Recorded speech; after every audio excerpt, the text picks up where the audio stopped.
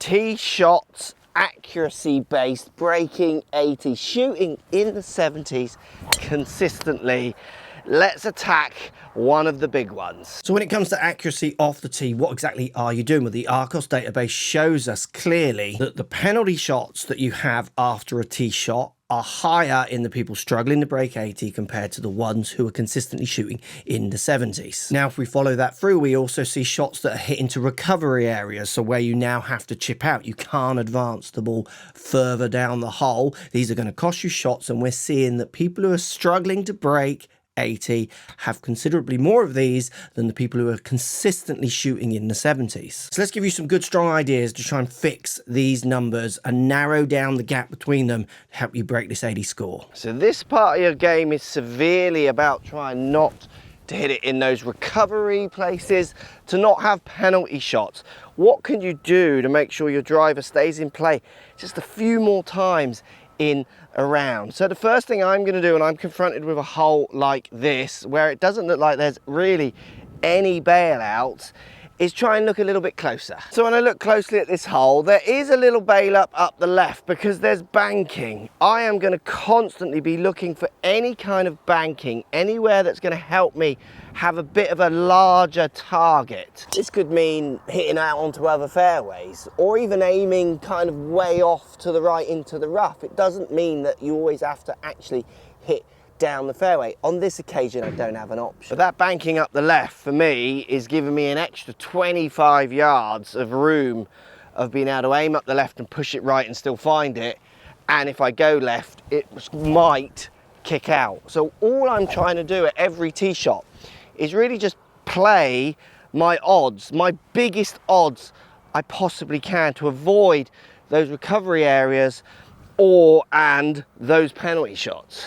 The next thing I'm going to do is be very aware of where the wind is coming, if it's off the left, if it's off the right. This is down, slightly off the left. Being down is all great because it might make me hit a bit further, but it does get a bit narrower. So if that means I have to hit less club off the tee to hit to a wider spot, I might do that, because it's about hitting the ball as far down there in play as you can.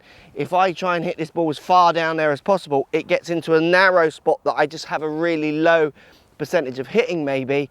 I wouldn't choose to take that on. I'm going to, again, increase my percentages of success. And I'm going to be really fixed on my target. Left-hand bunker down there, wind slightly off the left, using that banking, working in any kind of shot shapes that I might have hit throughout the day, if I've hooked or blocked, working them in. And I'm just going to try and hit my best shot possible.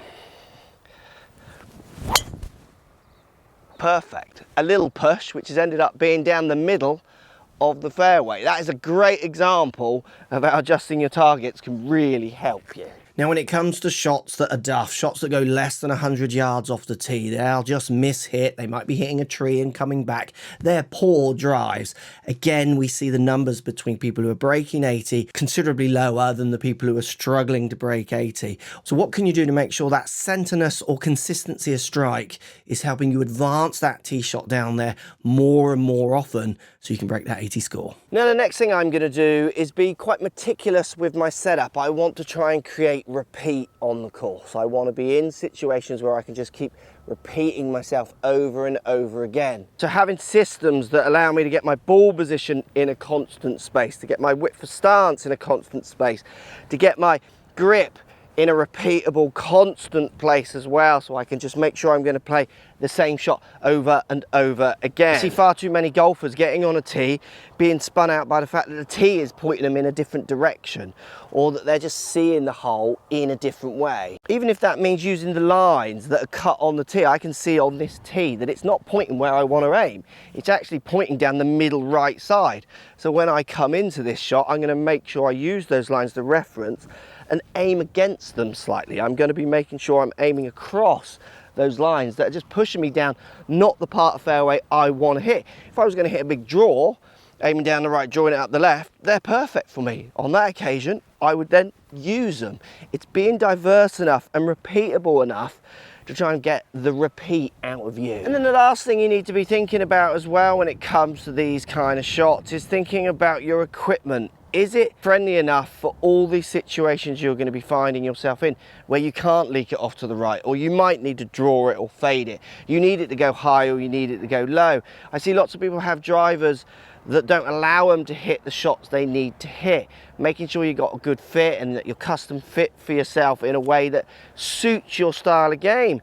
Greg Chalmers, PGA Tour player who I do the Hack It Out Golf podcast with, which is got all these series of Break 80. If you want to digest these in a podcast form, you can do that in the Hack It Out Golf podcast episodes that we've made covering all these topics. He uses a draw-based driver. He's a PGA Tour player who uses a draw-based driver because it creates the shape shot he wants to consistently see.